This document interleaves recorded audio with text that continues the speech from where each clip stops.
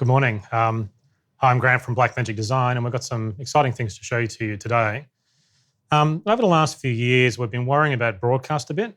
Broadcasters have increased competition from Netflix and online, and so the budgets are smaller than they have been before. So, we've been thinking about that and sort of how can we help. And I think the biggest thing a lot of broadcasters have been worried about is how can they upgrade to Ultra HD, with those tight budgets. I mean, government's helped with the HD transition because they wanted the VHF and UHF band space back. So there was a lot of government help to sort of get broadcasters to move to HD. But there hasn't been any government help really to move to Ultra HD. So that's becoming tough. So if you're a traditional broadcaster with a tighter budget, how can you move to Ultra HD? They'd like to, but it's not something that they can really do. So we thought, well, how can we help those traditional broadcasters? But at the same time, how can we sort of help a new emerging group of web broadcasters?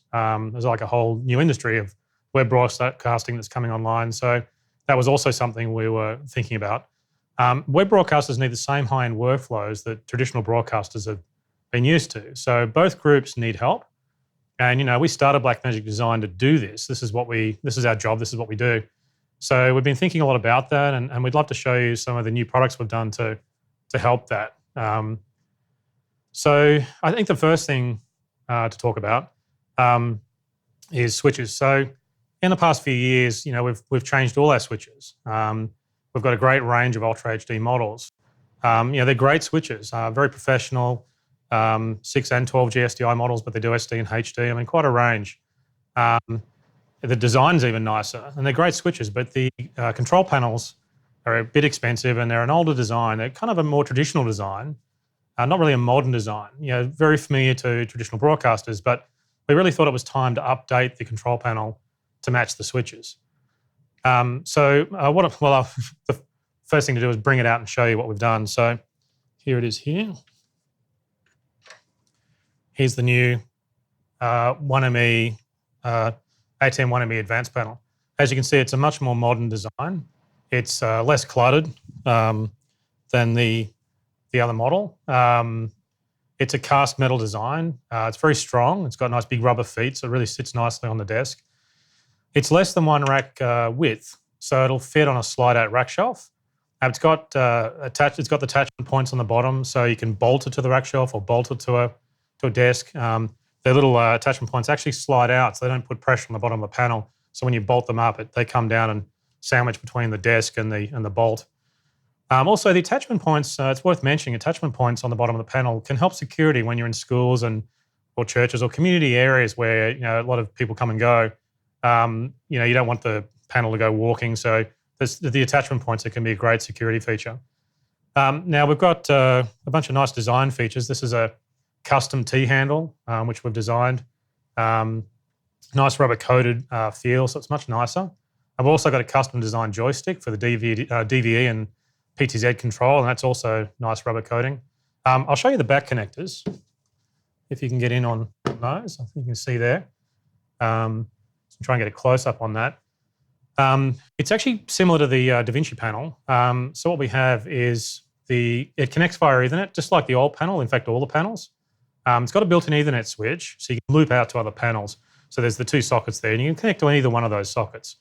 Now, like all the other Atom products, the IP addresses have been preset. So what that means is you can plug various products just directly with cables. You don't need an Ethernet switch. You can just use the Ethernet cable between the switcher and the panel and a computer running the software, and it all just works.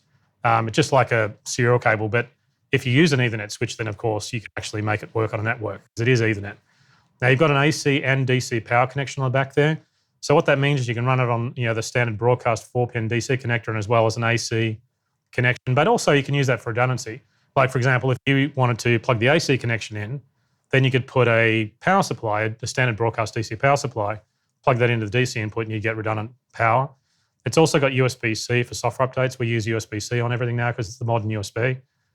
So what I'll do is I'll turn it around, I'll plug it in, and you can see it light up, and I can start to show you some of the features that it's got. So I'll turn it around to the front and position it right so that we can get a close-up. So the first step is I've got a power cable here, so just an AC power cable. I'll plug that in, and you'll see the power come on. And I've also got an Ethernet cable plugged into a switch here. So I'll just into a switcher. So I'll plug that in and you'll see the switcher will come up and there is everything. So now the panel's alive and you can see it talking to the switcher. You can, use the T handle to do a transition manually. Now, obviously if you've used switches before, you'll instantly recognize the layout. There's nothing really too crazy about it. It's a very traditional sort of layout.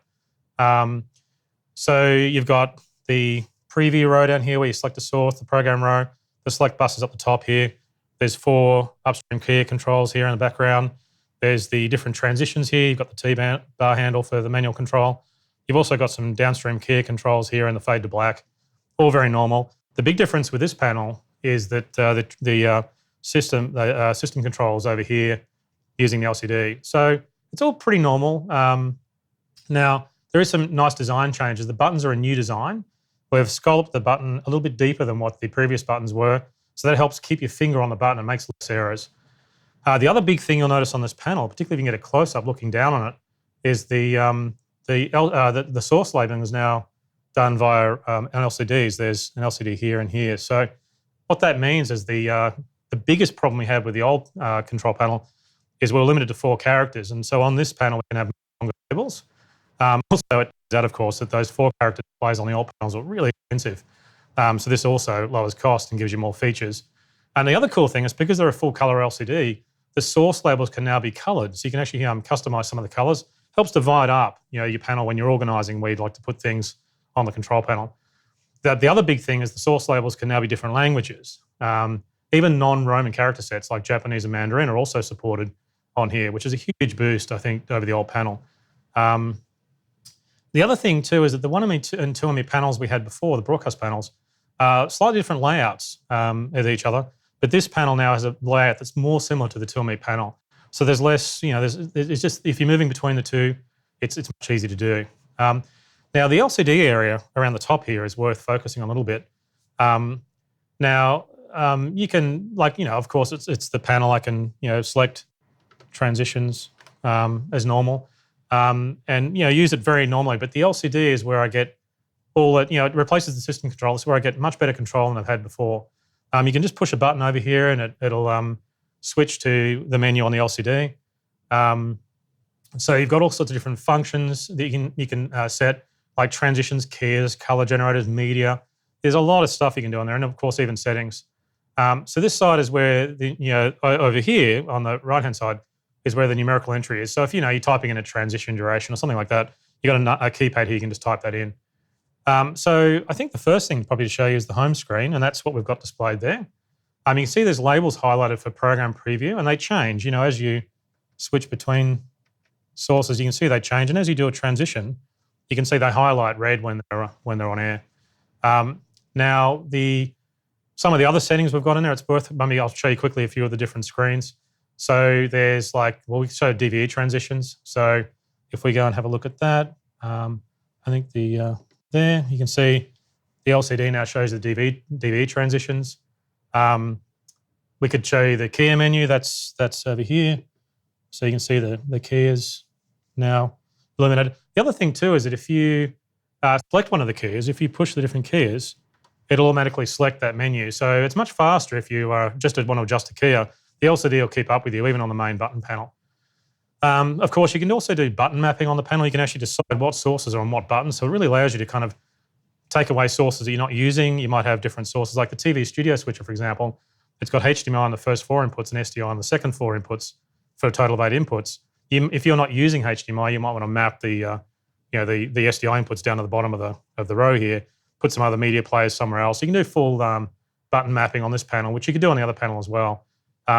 So if you want to look in the settings, and then you can go to button mapping, and there you can see it. And you can turn the knobs, and you can adjust quite a lot of features, because obviously we've got the LCD menus now, so there's more you can do.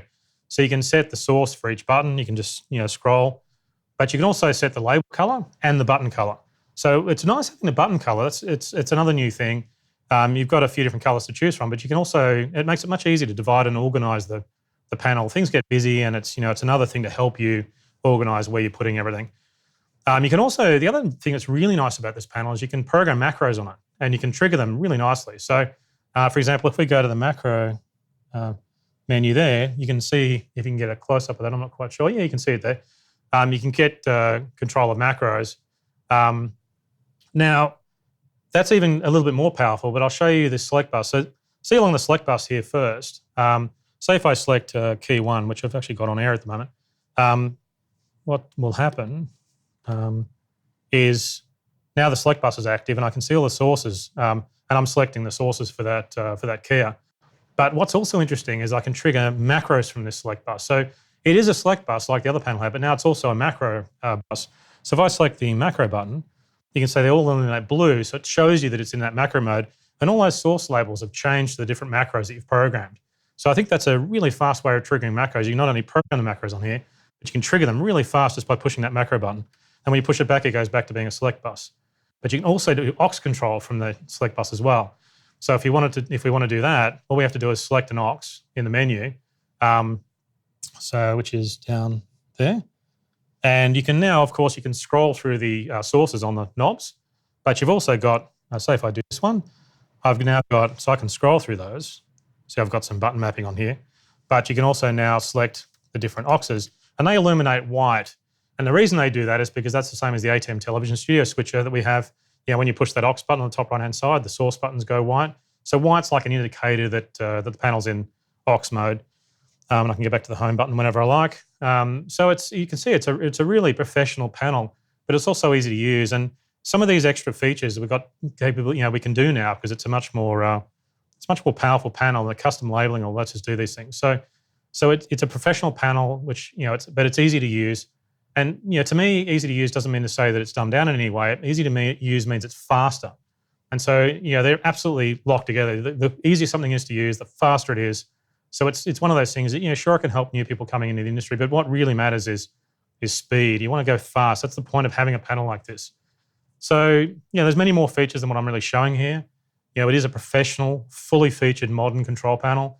It includes really powerful features, such as the more modern design, obviously, the new button design to reduce errors. The button labels use the LCDs now, so you've got really a lot of control in there, and we're going to be able to really incorporate a lot of feedback from people as well because, it's a very software-driven panel now. We can do a lot more with it. The built-in LCD for the system control is really nice. It's just such a fast way of doing things. The labels are bigger, more easy to see than those small buttons we had before. The new T-bar design feels much nicer. And it works with all Blackmagic ATEM switches, even the really old models, the original models that we launched, even the original TV Studio and the original ATEM production switches that we did. It's portable, it fits in a rack width. So this new control panel is much more than a basic panel. But the great thing about it is the new ATEM 1ME advanced panel is cheaper than the original older model. So if we can put up the slide, you can see the price. It's going to be available today. It's in stock, and it's $2,995. Which is just under $3,000, and you'll be able to get it today. So you might have noticed that there's 4 buttons on the panel that I haven't talked about, and these are the ME selection buttons. Now there's 4 of them because the panel can control 4 MEs. So I've got ME1, ME2, ME3, and ME4. Now, but what's interesting is we didn't have a 4ME switcher until now. So today we're going to be introducing a new ATEM 4ME Broadcast Studio 4K. Now it replaces our other high-end 12G SDI 2ME Broadcast Studio model. It's got similar features. It's a very high-end switcher. I'll bring it out and show you. Getting a bit busy under there. So here it is there. I'll put it there. So in fact, what I've been doing is I've been using that switcher with this panel. That's why I've been able to actually select the 4 different MEs. Now this switcher has the same features as the 2ME Broadcast Studio 4K it replaces. It's got 20 12G SDI inputs. For all HD and Ultra HD formats. In fact, I'll turn it around quickly so you can see the back. So you can see it's very similar to that of the switcher. Each input's got full resync. And obviously the 12G SDI allows a frame rate up to 60 frames per second. So, it does the high frame rates that broadcasters use. You can see there's 6 independent aux outs. It's also controlled from the front panel. I'll flip it back around again so you can see the front. There it is there. So you can see it looks very similar. So you can control the auxes from the front panel. You've got the 6 outputs, and you can route all the various sources into it. It's got 18 SMPTE wipes. They're also used as pattern generators. There's 2 color generators. There's 2 built-in multi-views. They work in Ultra HD or HD. You can switch them between what you need. So you can see 16 sources in total, plus program and preview. It's got the built-in audio mixer, which allows you to mix all the inputs. It's got analog inputs like the 2ME had. It's got a media pool with 360 Ultra HD frames of animation in it, plus the extra frames of stills, and 1,440 frames in HD. So it's got a lot of media in it. Still got the full 2D DVE with zoom, pan, and rotate. It's got the SuperSource processing engine. That's a whole separate multi-layer processing engine with 4 DVEs in the background that composites like picture-in-picture type effects and comes in as a source. It's got the 2 downstream keys for graphics. And like the older model, it's a very professional switcher. So you can see a lot of it's very similar. But there's some big, powerful new features it's got.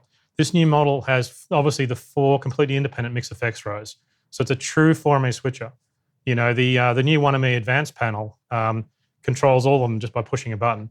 But we've also upgraded the software to allow you to control each ME. So what I'll do, I'll quickly show you that. In fact, I'll plug in the computer. I've got a Mac there, but it obviously comes with Windows and Mac software. I'll plug in the Ethernet cable. I'll loop out of this panel into the software so that the software comes up. And we've got a HDMI connection out of the computer here, so we can switch to the computer interface. So let me show you the MEs. In fact, I'll show you it on the software. If we can bring the user interface is up. So you can see I've got the user interface here. Now ME1 is down the bottom here, but ME2, 3, and 4 are up here. So you can see before up the top of the software, we only had ME2, but now this is a 4ME switcher. We've got these tabs here, and we've got ME3 and 4 control as well up the top there. So what that means is you don't actually need a control panel to run the 4ME switcher. But it can be a bit overwhelming using a 4ME switcher with a software control panel. So using a hardware panel is much faster. And so, obviously that's where most people will use it. But it is nice that you can still use the software. Now, the really powerful thing about this new 4ME switcher is we haven't just added 4MEs. We've also got a whole new ATEM advanced chroma keyer. It's a completely new design. It's much more powerful than the older keyer. And the best news is there's 4 ATEM advanced chroma keys per ME. So that's a total of 16 advanced chroma keys in total in the switcher. In fact, if we go back to the software, I can show you in the past on the 2ME model, the keys 3 and 4 were disabled because there was only 4 keys in the total in that switcher. But now you can see we've got all the keys enabled. As we switch across ME3 and 4, you can see that all those keys stay enabled. So you can see we've got 4 chroma keys per ME. Now the other thing too is that if we look down at in fact we go back to this software interface again. Sorry, can show you that the controls for the keys are much more powerful as well. I mean, it's a much more powerful switcher. So we're on ME1. You can see some of the settings we've got. Now it's a much more feature-rich keyer. So it's got a whole bunch of controls, and it's also got a cool color picker. So you can actually select the green source into the keyer. Now, this is where you do it here. You can see it's disabled. That's because I've got the keyer on air. If you look down here at the panel, because you've got a color picker that works in the preview out, it's designed to stop you from actually doing this while it's on air. So it'll help you. So if I deselect this, it'll automatically re-enable that color picker into the software here, which has come up. So now I can basically push the preview button, and what that'll do is it'll output. I'm not sure if we can actually see the preview out by itself, but there's the picker. Now, if I bring up that picker, I can adjust the size of the sample area, and I can also move it around. So as I move it around, you can see now I've got it over here, and I can see myself over there. So I've got a pretty rough selection of the keyer. I can enlarge that to make the keyer a bit better. And then now I've got a nice key channel. So I need to get a background into there. So what I've got is, if we can go back to the multi-view, there it is. So what we've got in Media Player 1 is a rough weather map. And now what I've done is I've selected that as the background, and it's coming into the key. So I don't think I've got a bad key considering I'm using the switcher panel upside down. So there you can see it's pretty easy to use. We did a quick key. We've put her over the presenter, there's a weather lady on over the top of the weather map. And so, even that key result's actually pretty nice. Now, there's a lot of extra features in here as well. So in fact, I might scroll down. If you go back to the UI a little bit, you can see some of them down here. Oh, there's a lot. I mean, it doesn't even fit on the screen. But we've got, settings in there for, it has good chroma correction for spill. There's also flare suppression in there, some foreground color adjustments. So there's brightness, contrast, saturation, and RGB controls. I mean, there's really quite a lot of settings and control in this new keyer. And of course, the ATEM Advanced Chroma keyer still does Luma key and pattern key and DVE key as well. I mean, that's still in there. I think the thing that's amazing is that there's 16 completely independent copies of this keyer in the switcher. So I think it's much better now that there's than the total of 4 keys better than the older Tellme Broadcast Studio model. With 4 of these advanced ATEM keys per row, it's good for virtual set work where you've got a bunch of cameras with backgrounds. So, it's really, I think it's going to be much more powerful. It's something that people have asked for. And it's also logical. I mean, the small switches have 4 keys on one row because they're only a 1 ME switcher. Now we've got that consistency. So if you've got a workflow used to where you're using more than 2 keys on the row, you can just scale up from a 1 ME switcher to the 4 ME switcher, and it's just the same. Each row is the same. So I think that's really nice. So, to summarize, you get an incredibly advanced 4 ME switcher here now. It's got powerful features such as, the 16 ATEM Advanced Chroma keys. It's got the 4 ME rows now. It's 20 12G SDI inputs, each with a full resync. You've got the media pool, the DVE, the super source, the audio mixer, the 6 aux outs, 2 multi-views. The software control panel is free and it comes with it. It's for Windows and Mac OS. So we can bring up the slide and show you the price. This is an extremely powerful switcher for really high-end work. It's also available today for $5,995. And it's fully supported by the new ATEM 1 ME Advanced panel, as we've been showing here. And also the ATEM switcher software update 7.3 supports this switcher as well. So that's the software you need to get for that. But we've got some really good news for the ATEM Tellme Broadcast Studio 4K users. Now, I'm talking about the 12G model, the ATEM Tellme Broadcast Studio model. This design is actually similar. The new model is very similar in design to the older model. So what that means is you can actually upgrade from the Tellme Broadcast Studio to the 4 ME Broadcast Studio. So what that means is you can actually now upgrade and go from the 4 chroma keys you had, the older style chroma key, to 16 of the ATEM Advanced chroma keys. So this upgrade will completely transform your switcher. I mean, you're going to go from 2 ME to 4 ME and get 16 of the advanced chroma keys. Now, the great news is this software update is completely free. If we can bring that slide up, you can see, well, there's not much to see because it just says free. That update is actually available today as well. So all you need to do is download ATEM Switcher Update 7.3 to get the upgrade. I think it's really exciting to be able to do this for free. It's sort of, in many ways, it's our way of saying thanks to the original customers of the switcher, because by buying the original switcher, you help pay for the engineering for the new one. So it's really nice that we can do this update for free of charge. In many ways, I think this is probably one of the biggest updates that a product's ever had, and it's totally free. So now the next thing we really wanted to address is that there's some problems with broadcast cameras that we really wanted to fix. As we talked about, we want to lower the cost to allow broadcasters to move to Ultra HD. Budgets are really tight. There's no money to upgrade to Ultra HD in broadcast, really. But, if you talk to people in broadcast, they do want to move to new technologies. Everybody likes the new technologies. So it's sort of stagnated because of those tight budgets. But there's some other problems, too, that broadcast cameras have.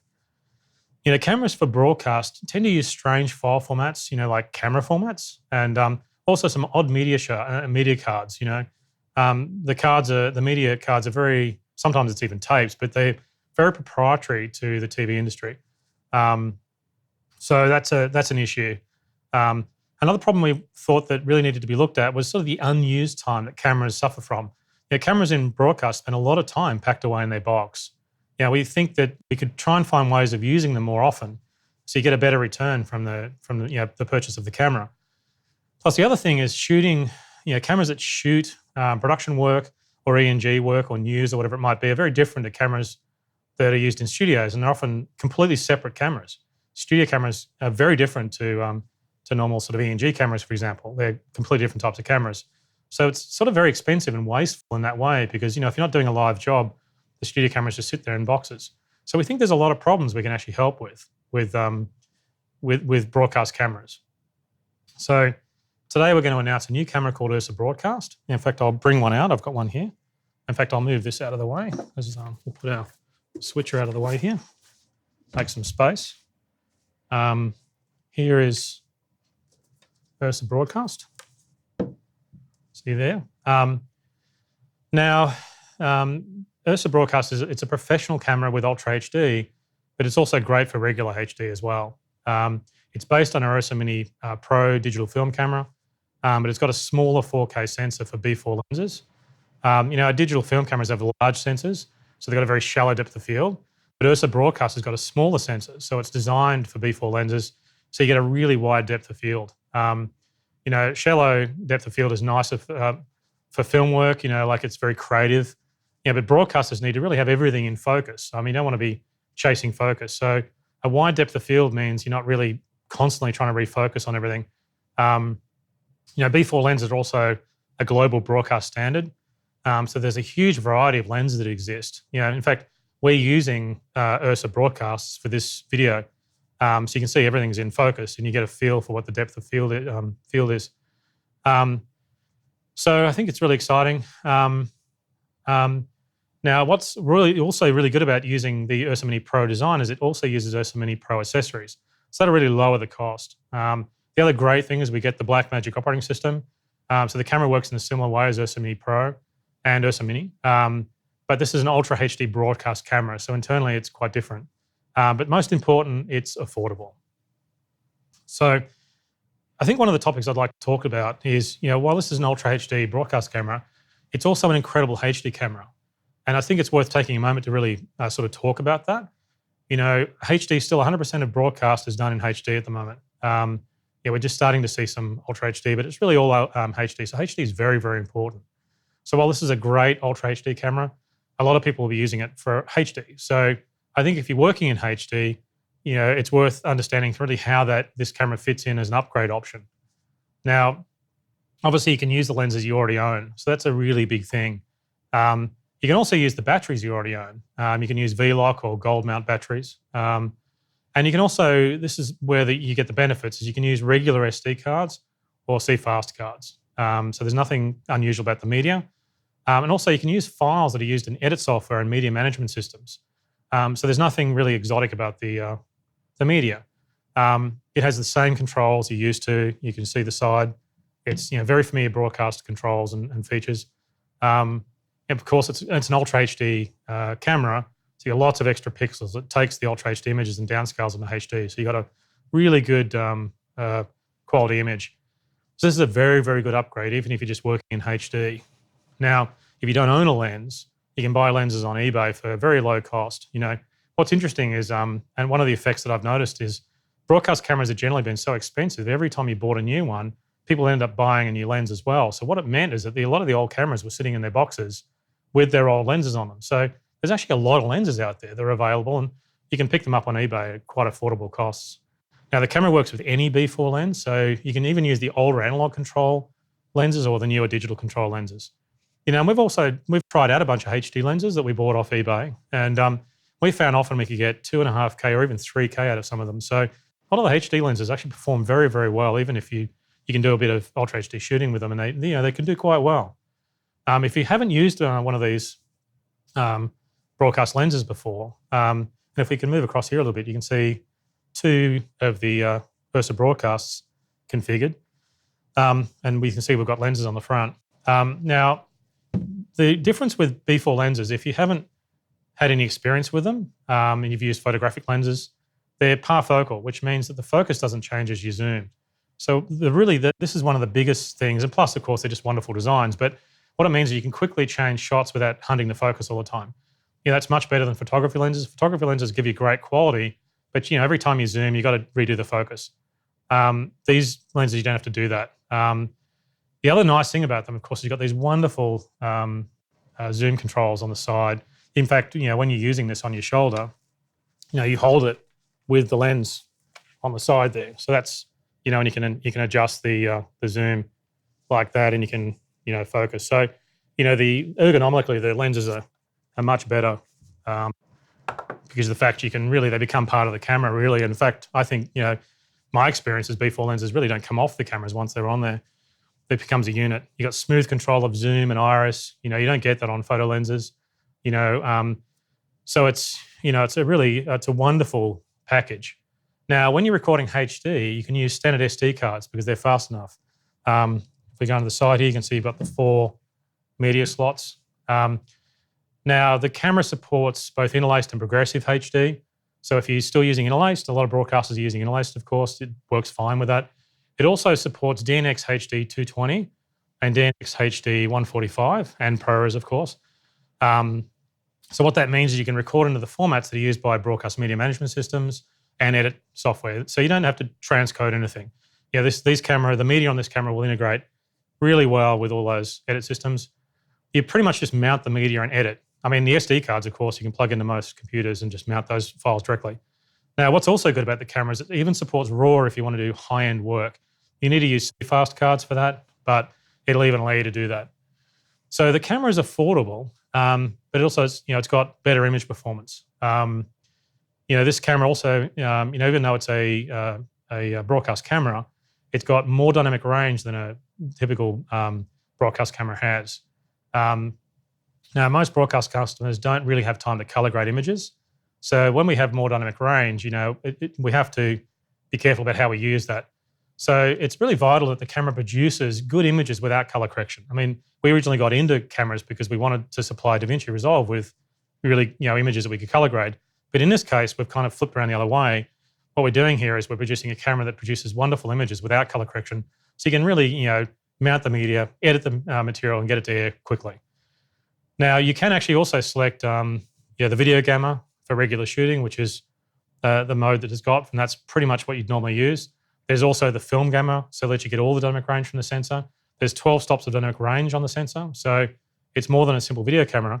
And you can select film and get that, which is similar to what the digital film cameras we have do. So if you do want to use color correction, you're doing high-end programming work with this, then you can do that. But there's a new extended video mode, which captures that dynamic range but produces good images. So it's got the benefits of film dynamic range, but without really needing to grade the images. So what we do is the camera maps that dynamic range into the video image. So it produces nice looking images that kind of incorporate the dynamic range. So it's kind of between film and video, the nice looking pictures that really handle highlights and stuff very, very well. But you get the benefits of just being able to shoot and edit. Of course, the extra dynamic range is really great when you're working in HDR. If you edit in DaVinci Resolve, you can use that dynamic range and finish in HDR because it does that. One of the things that's worth also mentioning, this camera includes 3D LUTs. So if you're doing some serious programming work, you can load a couple of LUTs, 3D LUTs into the camera. We've got some new LUTs actually we're including with the camera. There's a Rec 2020 hybrid log gamma and a Rec 2020 PQ gamma 3D LUT that's now included with the camera. Now you can select those LUTs and output that on the SDI output. So as I said, if you're working in HD, there's lots of extra resolution. You get really good RGB frequency response.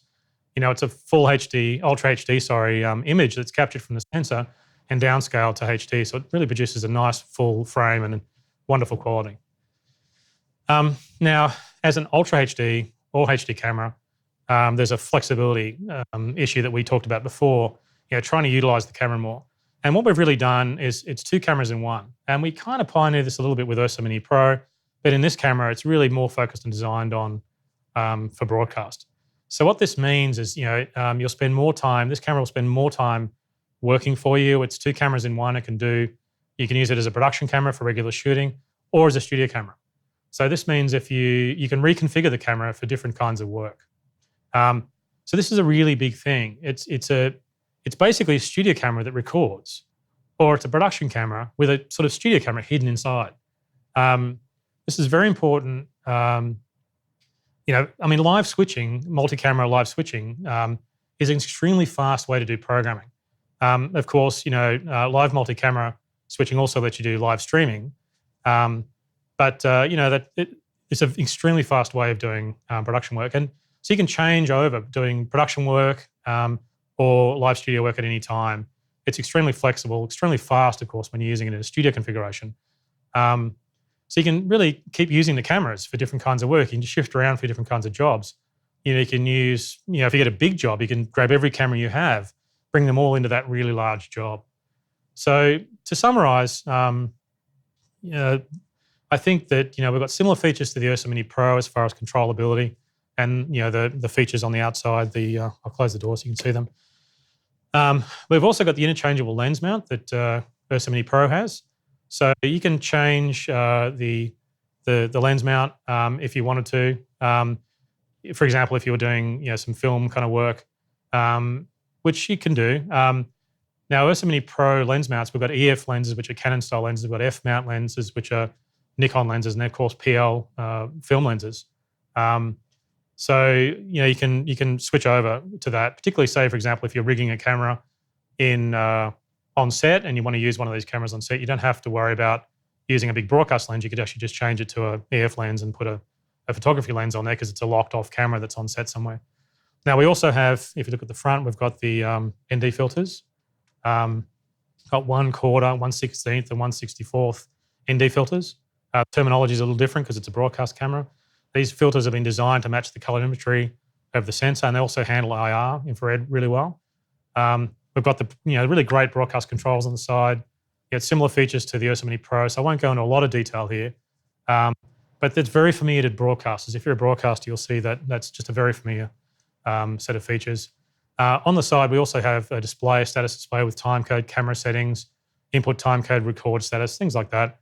There's a speaker on the side that's near your ear if you're using it on your shoulder. There's linear adjustments for iris, headphones, and speakers there. There's user-definable buttons on the LCD, below the LCD, sorry. There's a HFR button, a high frame rate button, which allows you to instantly switch across to the high frame rate. So if something happens with some action in it, you can just get to that higher frame rate quickly. The transport buttons are there. There's audio level adjustments there. There's an audio meter on there. There's the fold-out LCD, which I've shown you. It runs the Blackmagic OS, so the menus are really easy to use. In fact, the menus, the LCD menus duplicate all the camera settings on the side. So you've got actually got redundancy. If any of the controls got damaged, for example, you actually can do the same adjustments, controls on the LCD that folds out. You can even power the camera up if the switch got damaged. You can even do that. But also on the LCD, you've also got the ability to change file formats, change the record resolution. You can load camera presets. You can save and load presets. You can load the 33.3D lookup tables. You can adjust audio. You can format media cards. So there's a lot of control you have in those menus. And also on the LCD itself, when it's displayed, and I won't go into detail on this because Ursa Mini Pro already has that, and we've got a lot of information on our website about it, but you've got overlays on the LCD for time code, record status, histogram, audio meters, card status, and time remaining, and iris and shutter and color temperature indicators, which you touch and you can then adjust them. There's battery status and a whole lot more. So there's a hell of a lot you can do on the LCD. Also, of course, on the inside, when I fold the screen out, you can see, just like Ursa Mini Pro, you've got controls for iris, focus and transport controls and things like that. You can see the 4 media slots in there. So there's 2 SD card slots and 2 CFast card slots. Remember, the SD card's also UHS 2 cards, so they're the faster versions of the SD cards. So what that means, the reason for the 2 slots, which is the same as a lot of other cameras we have, is continuous recording. If you're doing an interview with someone and it's someone important, you don't want to have to stop the recording to change the card. So when one card fills, it continues recording onto the other card, and you can change the full card while it's recording. So we have that on a couple of other cameras as well. Now there's a USB-C connector up there for upgrading the camera software. So on the rear, on the back here, you can see we've got the plate off. You've got a spot for a battery plate, or also the SSD recorder. It works with the Ursa Mini's SSD recorder. If we look around the side here, we've got the 12G SDI output, which outputs HD and Ultra HD up to 60p. This also worth mentioning, particularly important for a studio camera.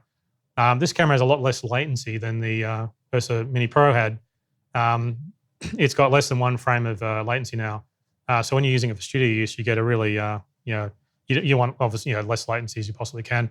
Like I mentioned before, it supports 1080p and 1080i, as broadcasters often use both. The web guys tend to veer more towards progressive formats, whereas the broadcast guys standardize on interlace formats, but you can just change the camera over to whichever one you like.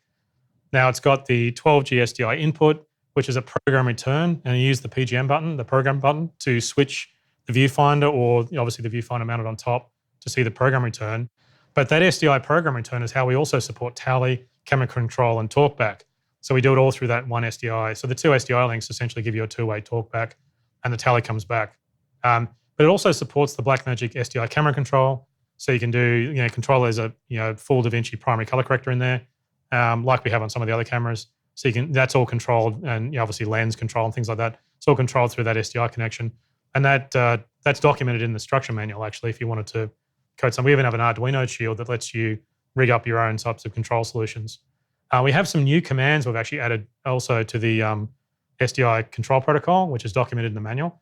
And we've also fixed a bug. Our studio cameras have had the gain set wrong. What we ended up doing was just picking like the lowest ASA and had that as 0 gain. So most people noticed that they had to put 6 or more dB of gain in, and that was basically to get the sensor back to its normal ISO setting. So we've fixed that bug in this camera, and we're going to roll that out through the switches as well. So when you set the gain to 0, it'll actually be the native ISO of the sensor. So things will look a lot better. People thought they had to put gain in to get good-looking pictures, but that was actually the fact that we gained down. So we've fixed that now anyway. So it'll be all sorted out, and the cameras won't require gain, even though you really weren't really adding gain. You were just compensating. But that was a sort of a bug that got lost between the switcher team and the camera team. But we've fixed that on this camera, and we'll roll that out. Obviously, we've got the reference input as well, and we've got the broadcast standard 4-pin XLR 12-volt power input as well. And it comes with one of those 4-pin 12-volt power supplies. And we've also got the built-in Bluetooth control, and so you can do Bluetooth control. And there's an API for developers if you want to roll, your own custom control solutions. Now, as I mentioned, it's the same accessories as Ursa Mini Pro and Ursa Mini. So it supports battery plates, the V-Lock or gold mount battery plates. We have battery plates for either type, depending which type of battery you're using. You'll obviously want to use batteries that you've standardized in your facility or station. It uses the Blackmagic Ursa Mini shoulder kit, which we have on here. We use the shoulder kit for both studio cameras and shoulder use, particularly if you want to get it off the camera. The studio viewfinder bolts on with a V mount, so you can get the viewfinders off and change really quickly, so you can go from a studio camera to a shoulder mount scenario, even if you're doing that live really quickly. So do that. The top handle, the shoulder kit includes the top handle here, the shoulder mount down the bottom, and there's also an extension arm if you're using the handle. The camera doesn't come with the handle like the Ursa Mini Pro does, because it's generally rigged up a bit bigger than just the little handheld in front of you, because it is a broadcast camera. It also supports the Ursa viewfinder, which is here. It's a full HD resolution viewfinder, so it's very, very sharp. It's also got menus in it for focus peaking, false color, zoom, zebra, all that sort of those features. There's some user programmable buttons on the top as well. It also supports the Ursa Studio viewfinder. It's very similar, but it's a nice articulated arm viewfinder. It's got actually knobs on the right-hand side for brightness, contrast, and you can vary the focus peaking. It's got similar menus to the Ursa viewfinder, so it's very easy to transition between them. But also it's got some custom guides for positioning, and there's also some user programmable buttons. And also, as I mentioned, it also supports the Ursa Mini SSD recorder. So you can bolt the SSD recorder to the back of the viewfinder, to the back of the camera, and then put the battery on the back of that.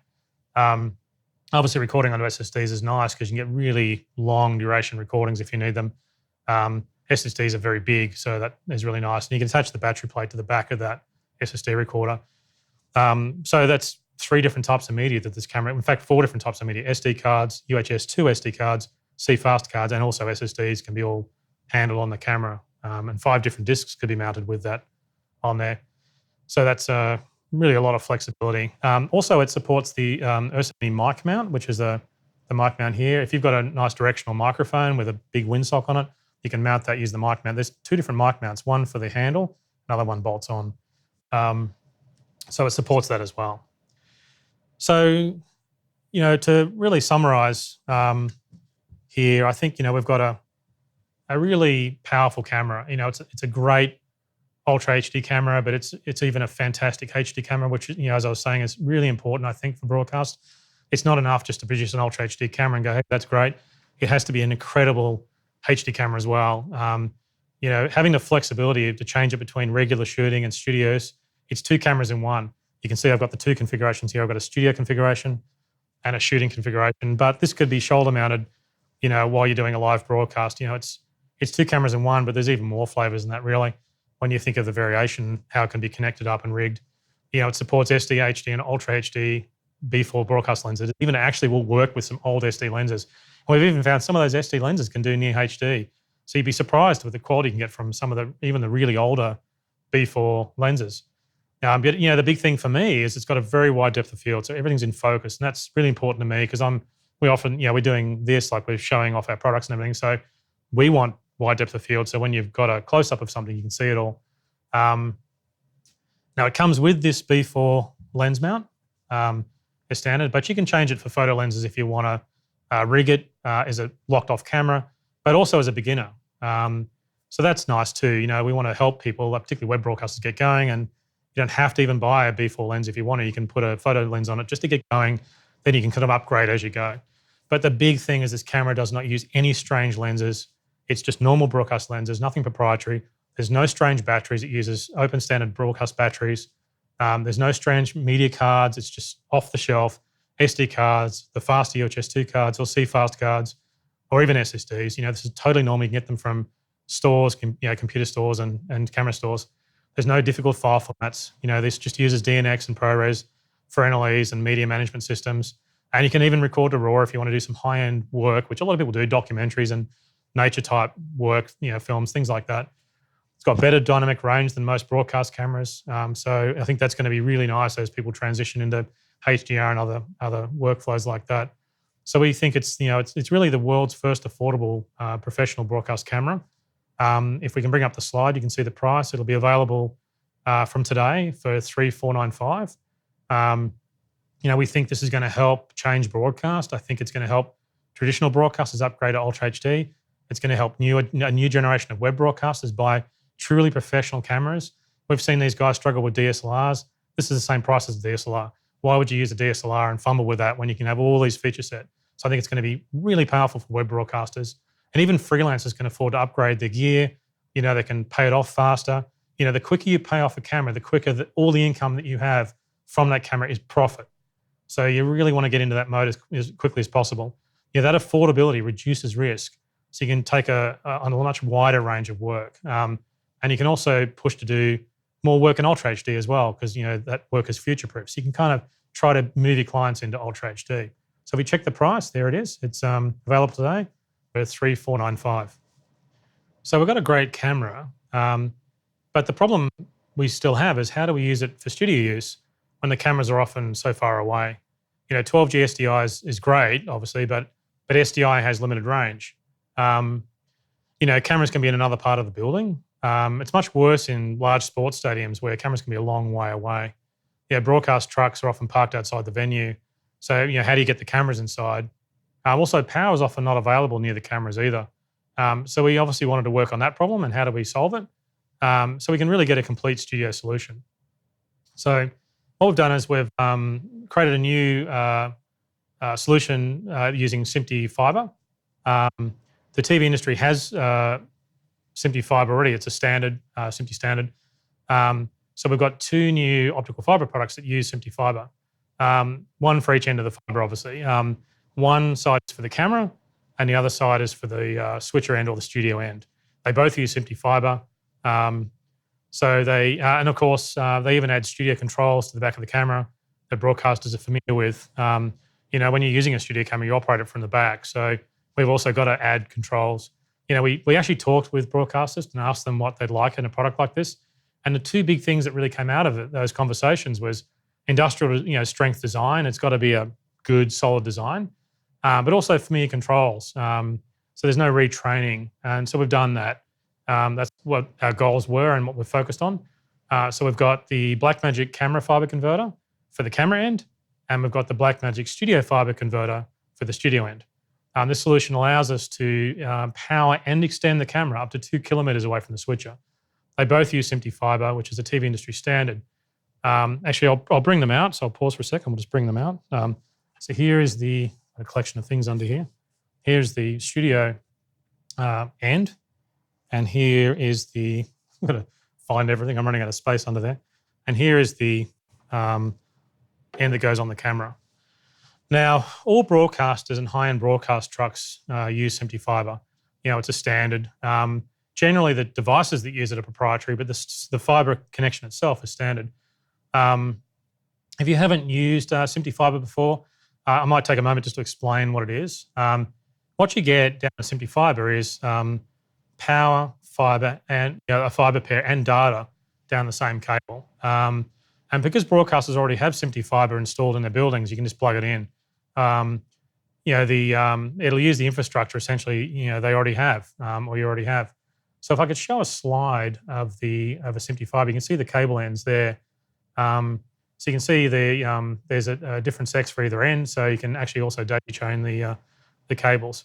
In fact, I've got a Simply Fiber here. I'll bring one out. Here is one. This one's a 10-meter one. So each end is a little different. You can daisy chain the cables. On the camera end, it pulls back to unplug. There's the plug there. In fact, what I'll do is I'll bring it out. So there's the camera end, and on the other end, and it pulls back. This ring pulls back to unlock it out of the camera, and on the other end, the studio end, here this ring pulls back to disconnect it. So it's pretty easy. So what I'll do is I'll plug in one of the converters. In fact, I'll use this cable. So this end, I'll plug into this cable, into this camera here. So I've got I'll plug it into here. So I'll just undo the dust cap, and you line up the little red, there's a little red dot. So that just plugs in. And the other end here, I'll plug into I've got a couple of Simply Fiber converters in the rack here. So I'll plug that in. And you can see I can unplug the protection, and plug that cable in. There it is there. And it plugs in. Really solid connector. So it's one single cable for all the video, power, talkback, tally control. It's very clean, as you can see here. The connector on the studio converter is tilted down to help stop dust getting into the connector. Now, the one thing that's worth mentioning, we had someone ask about it, why is the connection on the front of the studio fiber converter? Well, this connector here is essentially your optical patch bay. It's a very robust connector. It'll last for years, but also if there was damage, then we can easily change it. So we have this as a spare part, and the internal connections, the tails that come off the back of that connector, just plug into the circuit board. So our thinking was, when we looked at some of these big trucks and how they were installed, is they often had to have a separate optical patch bay that goes to the back of the unit, and these are expensive connectors, and so it added a lot of extra costs. So what we felt is that the front of the product is actually the back of the product. This will probably be installed in the back of the rack, and so that Simply Fiber connector actually essentially becomes the bulkhead connector. That's the optical patch bay where you can plug your Simply connection straight into, and you get a nice big screen right there. So when you plug in, you can see the picture appear, and you can see your cameras up. So really, it's a very robust connector. It's really easy to change. There's no sort of complicated fiber terminating. So we think it's really a much better idea to put the connection by itself on the other side of the unit. The connection's on the back here, but that means that if it's mounted in the back of the rack, you essentially got a whole row of fiber connectors you can just plug in and see it all come up. Now, what's also interesting is, and it's worth mentioning, this is an IP video connection. This is actually a 10G Ethernet connection down the fiber. So this is, it's a future-proof IP video-based design. We'll be able to open that up later. At the moment, it's pretty much proprietary end-to-end, but we'll be able to open up that later to allow you to plug into an IP, into a Ethernet switch and route IP around. So it's got, that was another thing that people really wanted to see. They wanted to see us open up the connection, the Simply Fiber connection between the camera unit and the studio unit. Generally, they're always proprietary. So even though at the moment it's a bit proprietary because we haven't opened that up, but we'll be able to do that in the future as a software update.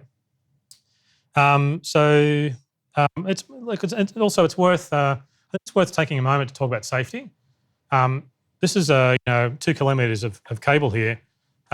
Safety is very important. The converters, what they do is the converters. This is obviously this unit down the bottom, the studio unit, is a power supply as well as an IP, video converter. It's got video connections but the power supply, the big part of what this does is it's a power supply. It's got to be able to power 2 kilometers of cable to this end. And it's got to be able to provide enough power at this end to be able to power the cameras and do all this. So what happens is when you first plug that Simply Fiber in, the what happens is the converters do a safety check either end, and I'll do this. Thanks, guys. You've left my power switch off. It is actually plug and play, but I'll have to turn the power on so the whole thing powers up. So what's actually happening is, you can see, you can hear it. I don't know if you can hear that, but it's just powered on. What's actually happening is when you plug the power, this empty fiber in, or you plug the converter in and turn the power on, which we just did, what actually happens is it's actually doing a safety check. They're talking to each other, and they're working out if they power it up initially at low power, and then do a whole bunch of checks. And when they think it's safe, then the fiber converter will come up and the voltage is switched off, but only after it's safe. So what's really happening is the studio converter here, when the power supply is really identifying that this is our end plugged in, because obviously it's a SMPTE fiber. It's an open standard. You could have something else plugged in. It could be plugged into the wrong camera. So it's got to identify this unit. And when it's happy, it checks the voltage and it checks for safety, and it powers this unit up. It powers the cable properly so this unit can power up and the camera can power up. So I'll show you the other side here also. It's worth noticing is this SDI connections on the side is how it connects to the camera. So it bolts on the back. There's actually this connector rotates. It bolts onto the back of the camera. There's a plate that you attach to the camera, then it bolts on and it powers the camera through there. And those SDI connections is where it talks to the camera. There's SDI out, of course, and there's also returns. And the reference is also provided by this fiber converter to the camera. So the power is provided by the SMPTE fiber, so you don't need a battery. So that's, you take the battery plate off and use this. And it's also, as I showed, in fact, you can see the fiber has come up. There's the green lights have come up showing that the fiber and the power is all okay. So there's a lot of controls in the back, because when you're using it as a studio camera, you operate a studio camera from the rear of the camera. So you can see there's a lot of extra controls and connections there that it provides. So as you can see there, because I've plugged it on, it's powered up and it's powered by itself. I'm just showing the unit by itself here. It's powered from the fiber and self-contained. You can see the status LEDs there. So it actually means it actually does work without a camera. And in fact, we use it on one of our monitor trolleys here, so we can do a return feed to it and plug into the SMPTE fiber, and we've got it just using it on a monitoring trolley. So it connects to the as I was saying, it connects to the camera using small SDI cables on the side, and it plugs into the back of the connections on the side here. So when it's bolted on the back of the camera here, these little cables, which is those cables are included with it, they plug into the side. So it's a very open standard. It would work with any camera really that would support a battery plate. Now on this side here, this power connection, it's normally where the battery plate connects onto on the back of the camera here, you can see. Now this will provide 12 volts at 6.2 amps to the camera. Now that's enough power to power the Osa Broadcast itself, any viewfinder you might have on it, and the lenses, and extra items you might have connected onto there. So get back to the sort of safety issue, which we'll talk about first. I think safety is a big thing to talk about. So what I'll do is I'll get rid of this stuff, and I'll actually unplug the SMPTE connection, and I'll make some space. I'll plug this camera. In fact, what I'll do is we actually did try this. I'm not sure how it's going to go, but hey, I'll put this here. So what we want to do is really show you how the safety features work. So what we have here is a SMPTE fiber that we actually intentionally damaged. So even though the SMPTE fiber cable was incredibly tough, obviously like anything, there's always a chance for failure. So what I'll do is, this is still plugged into the other end. I'll plug, these cables can be looped. So what I'll do is I'll plug this cable together there, and I'll drop it down onto the floor. That's plugged into the converter over the other side here. And I'll have to be real careful here because as you can see there, in fact, I'll show you before I plug it in on that side. Where is it? There it is there. Ah, there it is. It's a bit hard to see, but what we've done is we've stripped back the, hang on a second. What I'll do is I'll unplug it from here because I don't really feel like touching it, even though I know that's not connected, so it hasn't switched up. I'll unplug that end. Let me pull that away. Oops, that was just a sharp bit of metal. So there you can see what we've done is we've got the power connection in the cable. We've stripped the cable back, and you can see we've cut back the insulation on the power connection there. So we've created a fault in the cable. So what I'll do is I'll plug this in. So this is now looped through this cable. I'll plug this into the SMPTE fiber converter. It really is amazing, SMPTE fiber. It's really cool. And I'll plug this in into the camera here so we can turn the tally light on. You can actually see the camera's operating. There it is there. So that should, if I'm very careful, that should power on. So it's obviously now connected and it's starting to talk to the camera. It's going to bring it online. So I think if you can imagine if the cable was damaged and it rained and water leaked into the cable. So for example, let's say if you're in a stadium and you had pools of rainwater and with a damaged cable, that could be dangerous. I mean, there's a lot of voltage going down the cable. We're not using any more or any less voltage than anyone else doesn't do with SMPTE fiber. But the reality is if there's some kind of defect, the studio fiber converter has to detect the problem. And if it does, it'll shut down instantly. So what we'll do is we'll try that out and see how it works. So I've got my damaged cable. It's actually plugged in. What I'll do is I'll put the camera on air. There it is there. So we've got actually that's actually a 2MA switcher. If I can get a wide shot of the rack over here where I'm plugged into, is it possible to get a nice wide shot? So I've actually got a 2MA switcher in the rack that I've been running this panel off. There it is. So this is actually a 2MA Broadcast Studio 4K that's been upgraded to be a 4MA Broadcast Studios, and I've been running this switcher the whole time. So it's this is what in fact, I've been showing the 4MA switcher running in an upgraded 2MA switcher, so you got that. But I've got my two SMPTE fiber units plugged in here. You can see the tallies coming back. They're pointed over at some charts over there. So what I've got now is I've got this cable coming out, going into this damaged cable, going into this camera. So as you can see, if I switch between the sources, you can see the tally light going on and off on the rack. And if we come back to the camera, I've got the tally on. So the reason for the tally being on is I can now see that the camera's powered and operating. So that converter over there is actually now powering that camera through this damaged fiber optic. You can see the power cable's been exposed. Now this is an exaggerated example of what would happen if a cable was damaged. I mean, we really had to work to damage that cable. It wasn't actually very easy. It's shielded by a nice earth shield. So it's a pretty strong cable, and even then, the internal power conductors are actually, shielded. I mean, inside this, if we pause for a moment, inside this cable, we've got a power pair, a data pair, and the fiber pair. And so when we damaged the cable and sort of ripped into it, there's an earth on the outside. This is actually all running, so I will not touch it. So we had to get into the power wire and then cut the power wire back. So even if a cable was damaged, the reality is the shield's going to get damaged first. Then you've got to get into the cable and damage the power cable.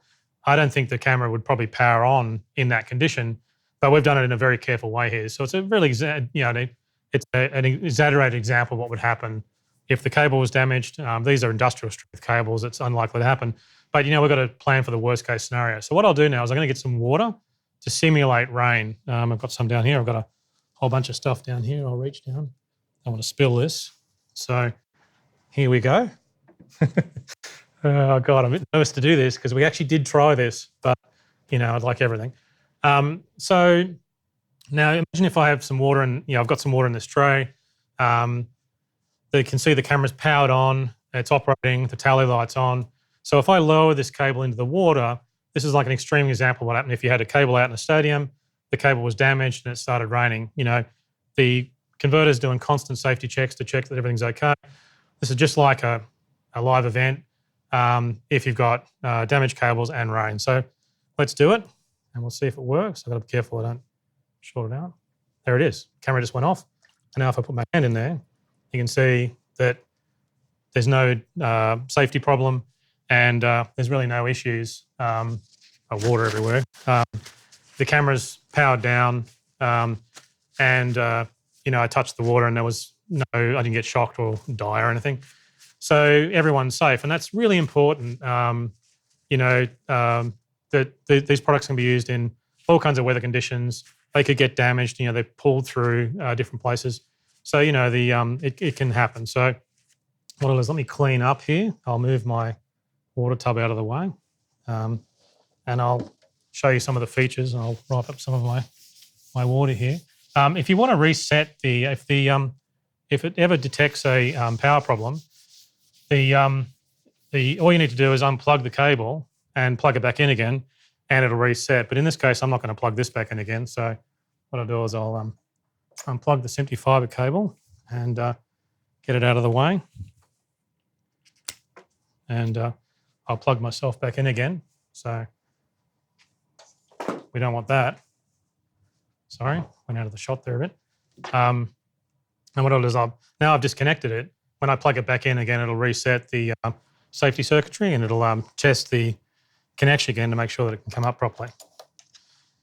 And the camera will repower. So there it is. So what I'll do is I'll bring back my converters, and we can look at some of the controls. Now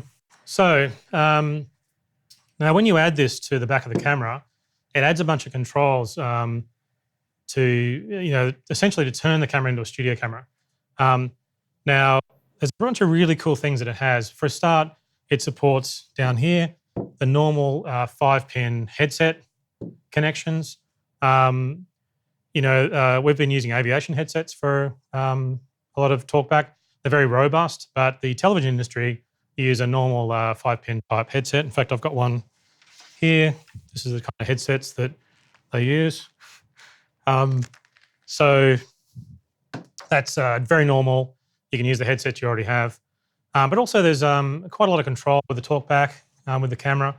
There's when this is plugged into the camera, there's one main Ultra HD 12G input for the main camera feed back to the studio. I'll bring the studio converter back out again so we can try to make some space here. In fact, I'll put it on top. So you get one Ultra HD and the camera's powered back up again and the tally lights reappeared. You get one 12G SDI feed from the camera back to the studio end, but you get 3 HD return feeds from the studio converter back to the camera converter. What's more important is having more, multiple return feeds. Now you can select which of the 3 channels come back. Each channel actually has its own SDI output connector. So of each of those 3 video channels that come back, you can see that if I take these off, you've got 3 return feeds appearing on there. So you can use those return feeds for program video or one for a prompter, for example. I mean, they're fully independent, so you can pretty much do whatever you like. But also on the back of the camera, you'll notice, on the back of the converter, you'll notice you've got 2 returns. So you can set these up. It's a little bit complex to explain this, but this is very normal. This is how it works. What you've essentially got is 3 video channels back, or return feeds, but you've got these 2 returns. Now you can select on this switch here which of the 3 returns which of the 3 channels coming back you want on that return and this return either. So there's 2 of those. So you can basically then select those just by pushing a button. So if I push the buttons on the back here, I get a return feed appearing on my viewfinder and also on the internal LCD if you're using that. And you can select which of those 3 return channels go into those 2 returns. So you can see that's pretty easy. Now, you can also select the 1 and 2 return buttons on the side. So on the side here, you'll notice they're there.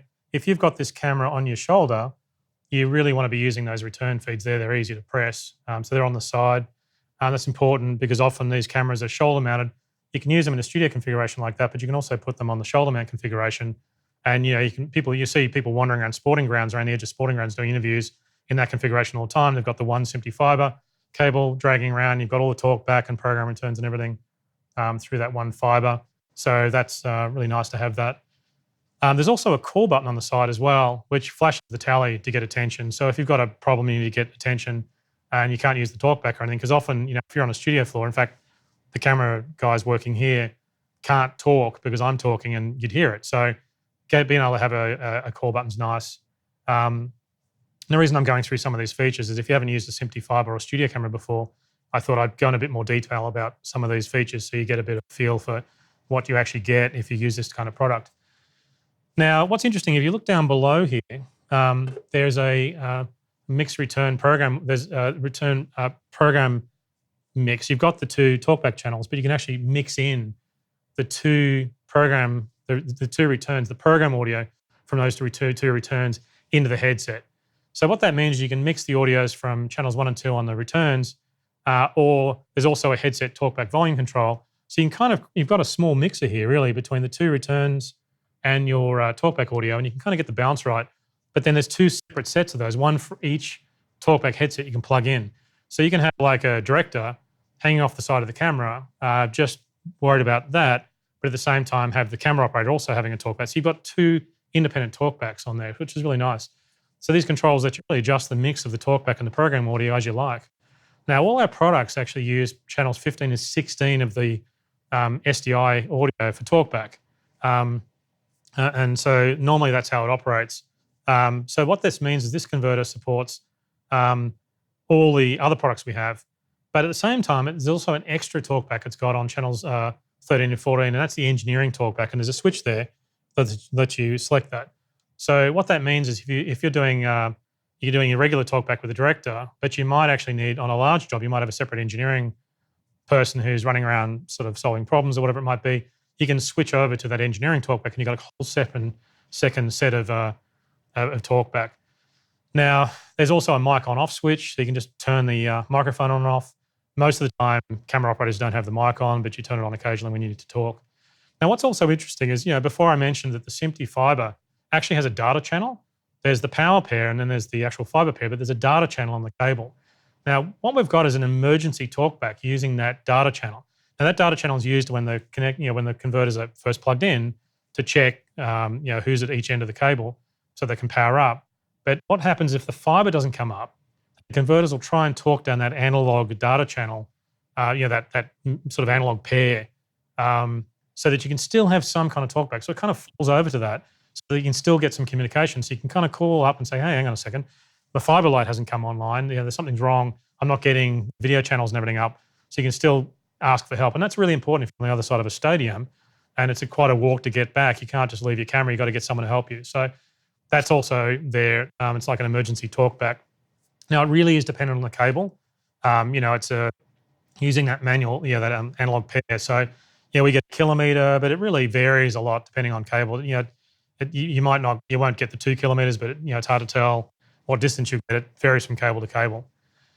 Now, on the studio unit, there's a talkback. I'll show you the back of the studio unit because again, we're working to be, really to integrate into normal kind of, higher end systems. There's a talkback connector on there, which has got all the talkback channels all broken out at analog connections. There's full details of that in the instruction manual on what the connections are. They're all described in there. But what that means, you can use third-party talkback systems, which all the high-end, those $20 million trucks all use. But also the talkback does come out on the SDI channels 15 and 16. So like I was saying, you can use the Blackmagic Studio Converter and some of the other things we have for normal talkback, and it all works very normal. The tally is via SDI, like our other switches have, but again, it's also on the connector. So you can use any tally system you like. And of course, the camera control is fed up from the switcher. So, it actually embeds it into here, into the IP data stream, comes up in here, comes back out on the SDI connections, back out to the camera. And so the camera control is exactly the same way as it is with the other studio cameras we have. But it's sort of, going via the optical fiber path. So what this means is all our ATEM switches can use, you can sort of interact with all the switches we have. And also our studio cameras and micro studio cameras and Ursa Minis all kind of work together with a similar sort of standards. One thing that was worth mentioning is the fiber converter also has some status indicators. I might show you down here. I'll swing the camera around if you guys can get a shot of that. You can actually see them operating. If I turn this around, get a nice view of that there. So the power is green because the full power is applied from the studio unit and it's running the camera. The fiber is green because the full link is operating in 2 directions. And the tally is actually lit red because it's it's on air. I've got this selected as the on-air camera. So what's actually happening is the camera is outputting a tally override bit to tell the downstream devices like the converter that it's on air. So that's how the light indicate comes on. So that's how I can illuminate the tally indicator. So I'll put those back and give myself some space here and hopefully don't trip over the cables. So what this means is, this essentially makes Osa Broadcast a great studio camera. But but it's a bit different because it records internally. The extra controls that you have on the fiber unit allow you to operate it from the rear. And also there's a couple of extra controls that it's worth mentioning. You've got down the side here. Because it records internally, it's not quite the same as a normal studio camera. So we have to have a few extra sort of buttons and controls. Obviously, we have autofocus and iris adjustments on the back there, but there's a record button. So that lets you trigger recording in the camera from the rear of the camera because, you're operating from it. You're generally standing here. You don't want to have to sort of reach around the side. You can push record right from the back there. Now, there's also a backlight switch, so you can illuminate all the labels. They're all backlit. And the other thing, too, that it's got, and you've probably noticed it right down the very bottom, and I'll take the caps off, but there is a couple of extra audio inputs, and these are embedded into the SDI stream as channels 3 and 4. So the camera channels are 1 and 2, which the camera already has, and it's outputting those embedded channels via the SDI. But this unit, it gives you an extra 2 channels of audio. So you've actually got 4 channels of audio in total, channels 1, 2, 3, and 4. Now, there's also a DC connector on the back, which is, I'm uncovering everything here.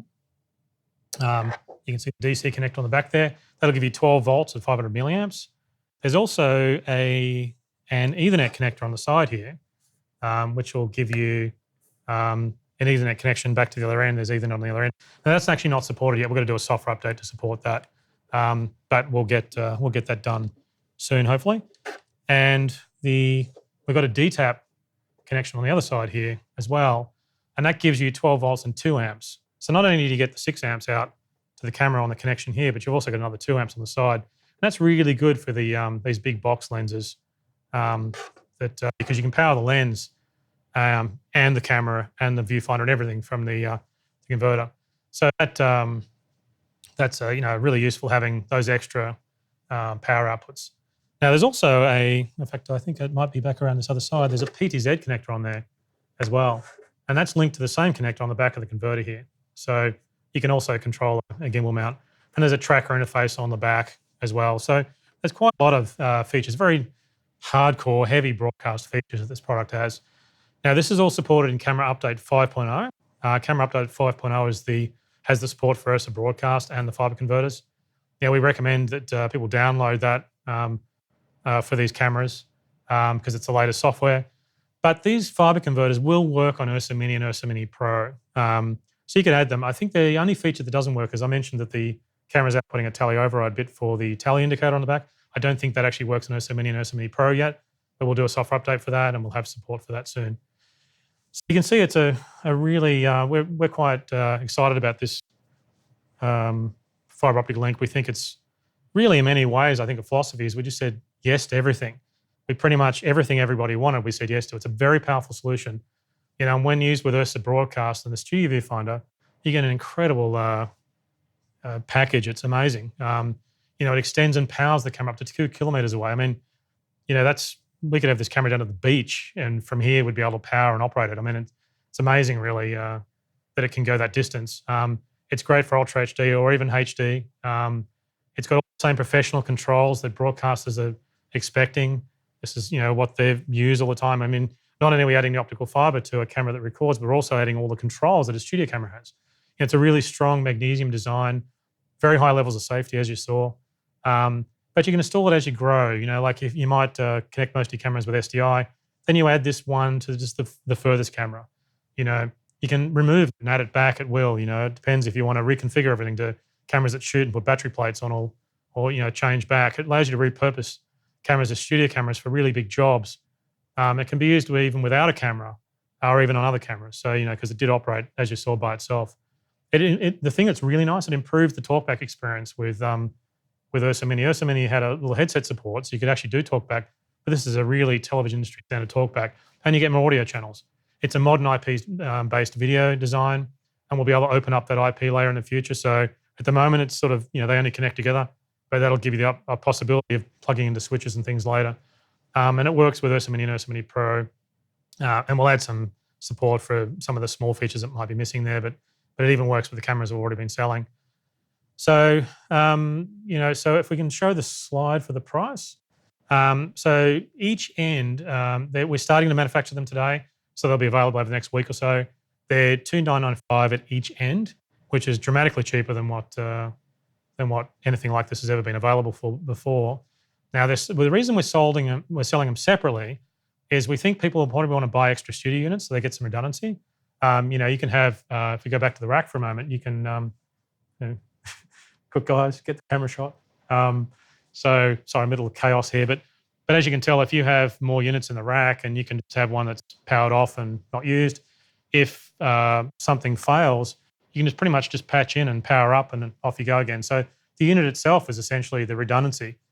So we think people might want to buy extra studio units for redundancy. So we make them a separate purchase. You can buy either end in whatever volume you like. But later on, if we're doing IP-based stuff, you might find that people just want to buy the camera end and then connect it into a switch and locally power the camera. So you can buy them in any sort of way you want. And of course, again, you don't actually have to have optical fiber. You can still connect the cameras via SDI. You get all the control, tally, talkback, all that stuff with our switches. But if you want to get that length and that wonderfully clean, simple optical fiber connection with everything through it and the power, then you can add this as you go. You can really just buy whatever components you need as you do more work. We think adding SMPTE fiber to the most distant cameras first is probably the most convenient way of doing it, and that'll probably be the way most people go with it. So it's much more convenient to run that single fiber than kind of 5 or more cables you need for a more complicated setup. So what does this mean for Osa Broadcast and sort of the options we have for studio cameras? I think it's worth kind of looking at that. So I think if we come back across here, I think we start out with a great entry level. We have a great entry level camera with the Blackmagic Studio Camera 4K. In fact, we've got one over there. Sorry to sort of spring this on you. If you can cut to a wider shot, perhaps we might be able to show this one over here. There it is. So the Blackmagic Studio Camera. I'm going to get a close up of that. It's an all-in-one studio camera with 12G SDI. It's obviously got a built-in monitor, but it uses micro Four Thirds lenses. It's the that original studio camera kind of revolutionized small studio and live events production. It's been a fun product to work on, and it's a great entry level product. So we've always been it's one of those products that we kind of really love. It's such a unique design. It's a great entry level. Another alternative is the Micro Studio Camera 4K, which is the one here. It's very small, so you can hide it on set. So these have been the studio cameras that we've had, but now with Osa Broadcast, the studio camera range we have can get much higher end. When you think about how Osa Broadcast can grow with you, it's pretty powerful. So I think it's worth showing the way Osa Broadcast can sort of be transformed, just to sort of summarize that in a way, so you can kind of see how it can be configured in different ways. So if I come back to the cameras here, in fact, what I'll do is I'll get rid of the base studio camera and I'll bring out, so here's an example of Osa Broadcast that's had the lens mount removed. It's got the shoulder kit. It's had the lens mount changed to a photography lens. So I think that, this is a really wonderful entry level camera, or it's great when it's locked off and, you can use this locked off mounted. In fact, even without the shoulder mount kit, you can have that locked off on set somewhere, kind of like how the small camera works, but it's obviously, much bigger. You can add a viewfinder or a B4 lens at any time, or a shoulder kit if you're doing programming work, and that kind of gets you into this realm. So you could a studio viewfinder, so you can sort of upgrade as you go, and you can kind of then get this, this sort of whole production camera for shooting. But then if you want to extend and go to more live production work, you can then sort of transform it in a different way by adding a studio viewfinder, as we have here. And so, you can sort of see how it starts to move depending on sort of how you can configure it. Then if you want to extend the camera a long way away, you can then add the SMPTE fiber converter and transform it into a really high-end professional studio camera. So you can see really just this one camera can do these different range of things, but then you can even go further. You can go all the way up to the very top of studio broadcast style cameras. So if we come across here, we haven't showed this yet, and we've got a shot of that. But we've got a big box lens on the camera. If I'll move it into the shot a bit, we've got it on one of the proper pedestals, and you can see you've got all the controls and massive lens. All the studio controls, it's probably up a bit high for me. So it really is amazing what this camera can do. It's, we've really, developed this sensor to capture as much detail as possible. The body's got enough flexibility to do all this. I mean, we've got, great amounts of light coming in, but wonderful depth of field. You can configure the camera for news, sport, music, events. The viewer can see much more detail and action in the image than, with this camera. It's perfect for a beginner. And then it upgrades shooting for live work all the way up. It's got 3D LUTs, so you can bounce the camera, or you can use the camera control from the switcher. We've got new levels of affordability for high-end broadcasters. But the whole broadcast chain normally costs sort of 10 or 20 times as much, thousands of dollars. So I think that what this means is we can sort of reach out to smaller broadcasters, also web broadcasters. This is there's now sort of a cost benefit for traditional broadcasters to allow them upgrade to Ultra HD. This is an Ultra HD chain. But newer web, emerging web broadcasters can now use the same professional tools. There's just no limits to, based on, there's no class difference, I guess would probably be the best way to explain that. And if you're a freelancer, you can now work for web broadcasters with the same tools, or you can upgrade your tools and, use the lenses and everything you already have and the batteries you have. I mean, it's, there's just such a much wider range of companies that you can work for now if you're a freelancer. The web broadcast guys, really, they haven't, they've been able to now, they know they can get the talent of kind of the high-end freelance guys. Because, if they've got the tools, then you can get the high-end guys will work there as well. So I think for freelancers, it's a much bigger industry. I think it's going to be pretty exciting. We think that Osa Broadcast is really, in many ways, it's a modular camera that allows you to kind of configure it as you need. And so gone are the days of the unlimited budgets. You don't want to buy 3 different kinds of cameras for this kind of work. So I think that, this camera can become, it's 3 or 4 different cameras in one based on how you can configure it. But obviously going all the way up to this big camera means you can really, you can just do the highest end work. So it's amazing to think that you could buy the camera, at just with a photo lens, but this is the same, you can move all the way up through these configurations all the way up to this. And this is the same camera here that's on the table here as the small camera. So, they're the same Osa Broadcast camera, just configured in different ways. So where does that leave us? So we do have one more thing that I think it's important to talk about, but we'll head back down to the rack down here so you can see the some of the configuration. So I've got a 4ME Broadcast Studio in the rack here. In fact, as I said before, it's actually an upgraded 2ME Broadcast Studio 4K. And I've also got a couple of Blackmagic fiber studio converters in the rack behind me here as well. And normally those fiber converters would be installed in the back of the rack, but I wanted to put them in the front of the rack here so you can see them and I can plug in. Now these are connected up to the 4ME Broadcast Studio here, and I've been running the advanced panel down here to control the switcher through the whole press conference here. So what I really wanted to do is, while I've got this all connected up, is talk about camera control and sort of how we've been doing it now. So if we could just switch across to the software UI, you can see the software UI. And if I click on the camera tab, this is currently how our switches talk to the cameras. What happens is the control happens through here.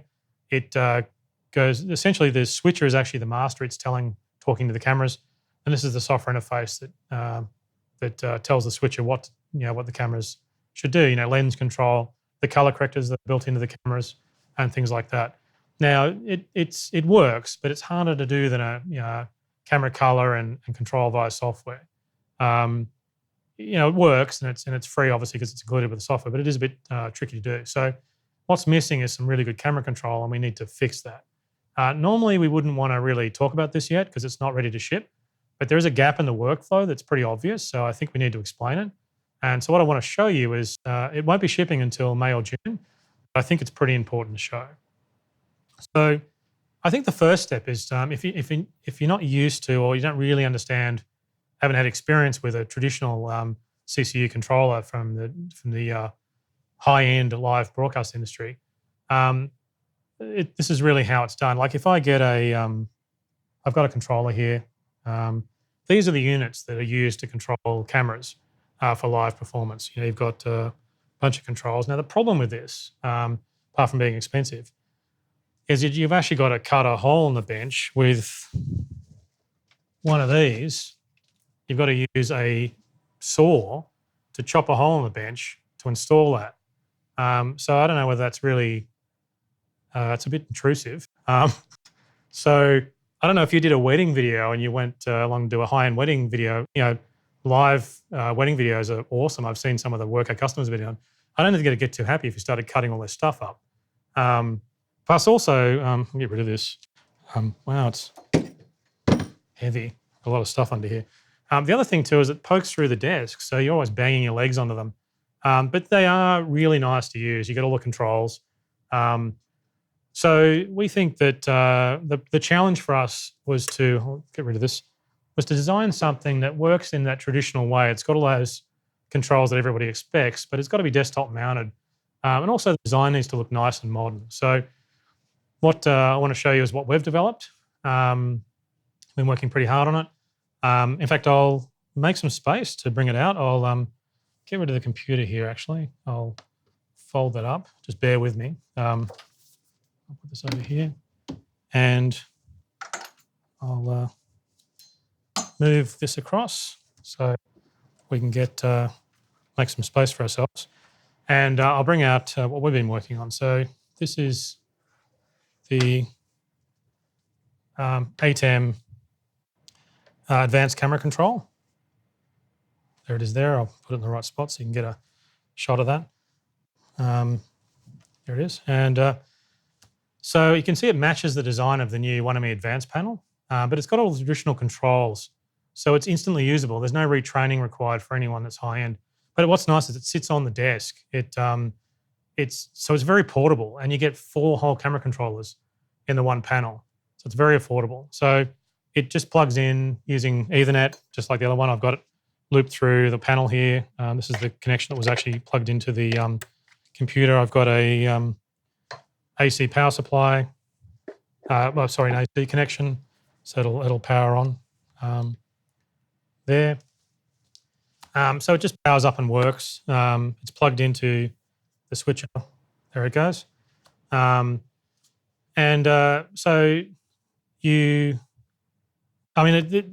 This is, it's basically, they're 4 independent channels. Now, what you can do is you can control, there's 4 controllers on here, but you can actually control more cameras because you can adjust the camera number down here. Where is it? Sorry, that one. There it is. Sorry, that was on air, so of course I couldn't control the camera number. It's another one of those safety things to stop you screwing up when you're on air. So you can just change the knob and you can adjust the camera number. You can see that the camera number is actually displayed on the LCD, but it's also displayed down here. So it's very, very clear to see which cameras you're controlling, which is really important because you don't want to be hitting the wrong camera, so it's very important. And the cameras turn red when they're on air, so you can see the colors change. And I've actually also I was using camera 3 into the Kia before, so I've still got that working. It's very easy to use. If you see this big knob here, if you haven't used one of these before, I can go through just a few quick explanations. I want to go into too detail because obviously the videos, the stream will get too long, but this big knob is adjusting the iris. So as I adjust that, it'll adjust the iris on the camera. And I'm adjusting camera 2 here, and you can see the big lenses. I don't know if you can get a shot of that actually. As I adjust camera 2, you can see there's an indicator. I don't know if you want to go in a bit closer on that, but you can see there's an indicator on the side of the lens, on the box lens that's going up and down. So I'm controlling the iris using that large knob. And so you can see the iris setting also down here on the display. If I can get another close-up of the panel, I'm not sure if I can get a shot of that. You can see, can you get the top shot from above? Might be a bit better to see actually. It's a bit of a angled shot. Not sure if you get, thought we had a camera that was higher up. So that iris display is there.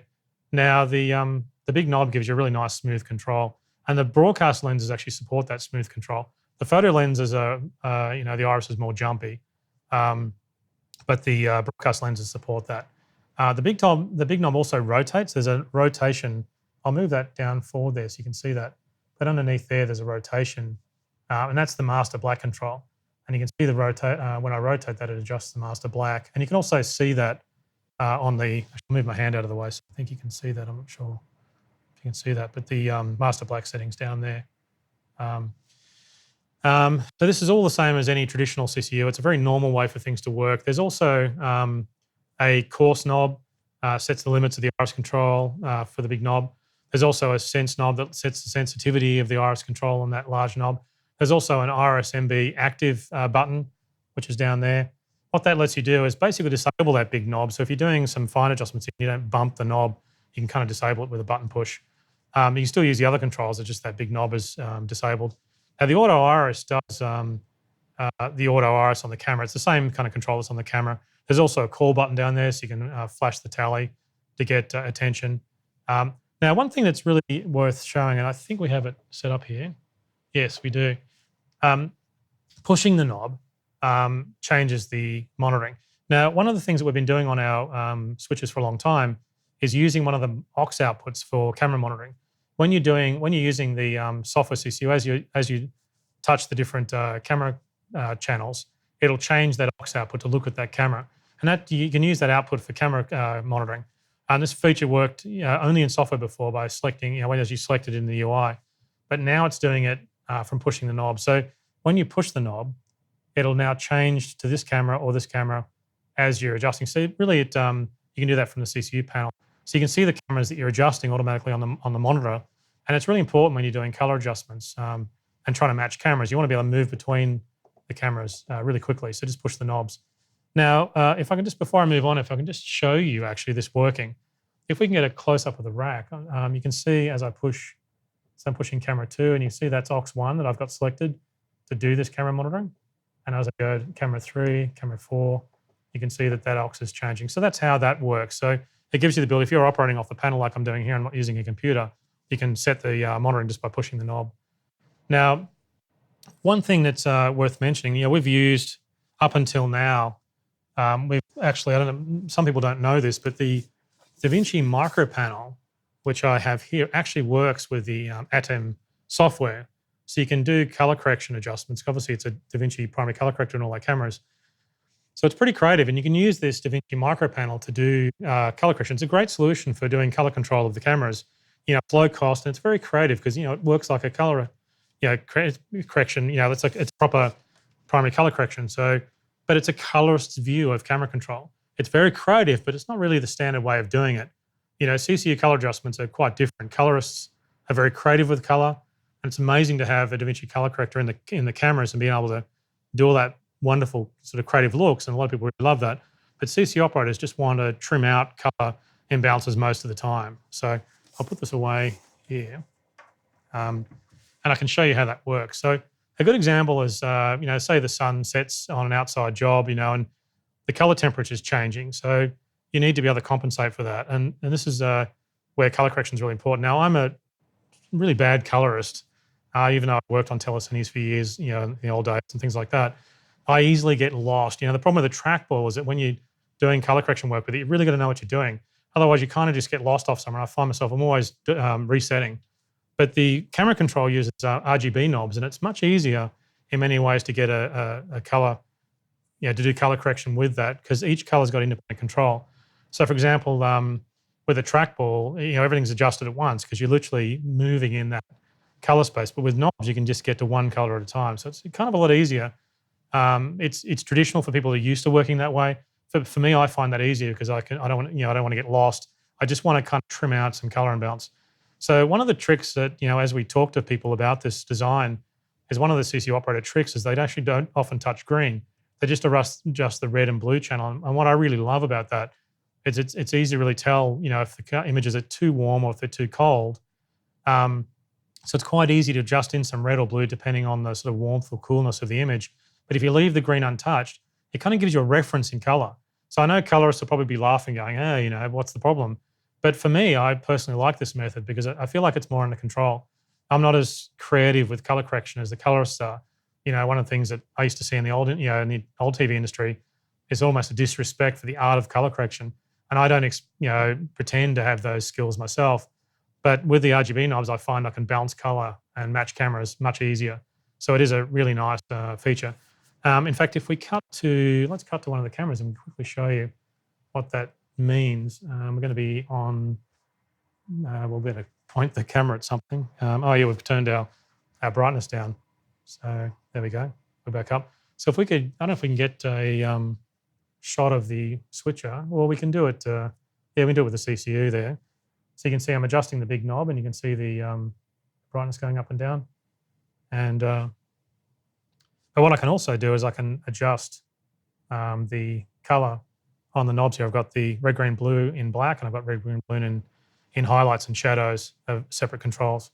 So if I adjust that, you can see it's changing warming up the image. I'm adjusting the red here. If I adjust the blue, I'm getting control of that. I'm doing extreme adjustments here. But you can see it gives you quite a bit of control. I haven't touched the green there. So you can now do the color adjustments through these controls, and you can see the LCD go red on the color corrector. So I think that's a really nice way of keeping the color, the camera's all balanced. You really do get a lot of control here. Now the switcher is still the primary control of the cameras.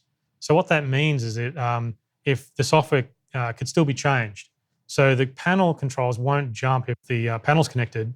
What it'll do is it'll sort of on the knobs here, it'll basically take the software setting and apply it to the knobs in a way that you can then adjust, and it won't kind of like jolt the cameras, because that's the last thing you need is a sudden change in camera color correction. What you really want is whatever you've got on the software being applied to this panel. All the other settings, of course, configure because they're all soft buttons, but the knobs themselves have to be, you don't really want suddenly the camera's all jumping when you plug the panel in.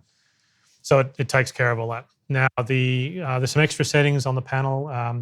As before we finish up, we've got 5 store buttons, and you can push store in it or to save and recall settings in the panel. The settings are saved in the flash of the RAM of the panel itself. There's some other settings in there, such as a master gain setting. There's a shutter speed, of course. There's a button even to select color bars for camera setup. So there's a lot of other controls on there as well. It's too many to go through because we don't want to get too long here. But I think this completes the entire solution for camera control for live production. You can control 4 cameras at once, but you can also really quickly change to other cameras. So even though you've got 4 simultaneously, you can pretty much do all of the cameras from the one panel. But remember, you can also add extra panels like this. You can have another one to get 8 cameras simultaneously. Really depends on your budget. It's an elegant design that matches the design of the 1ME, the new ATEM 1ME Advanced panel. But the controls on here are very, very familiar controls for high-end operators. So I think they'll find it really easy to use. They'll sit down and see that it's really very, very normal. It installs on a desk, so you don't need to cut a hole. It's got the same bolt down holes to secure it. So it adds security, but also means that you can bolt it down onto a rack shelf because it fits within a rack shelf. It's the same width as the 1ME panel. It's also got the AC and DC power inputs. So you can, again, use that for redundant power or, DC operate it from batteries.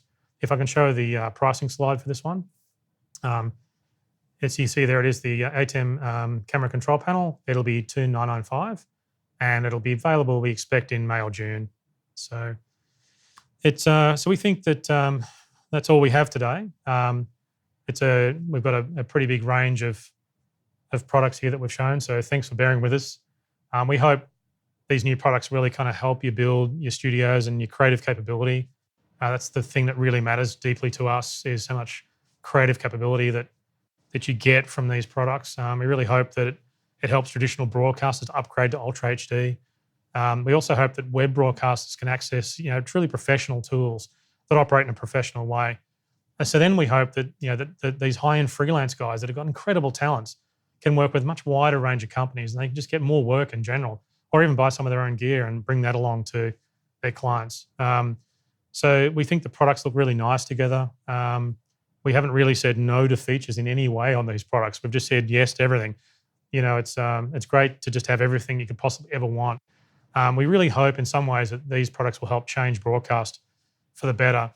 I think the engineers who've worked on these have done a wonderful job. I personally want to thank the engineers and designers here at Blackmagic that have worked on these products. It's a privilege to work with these guys.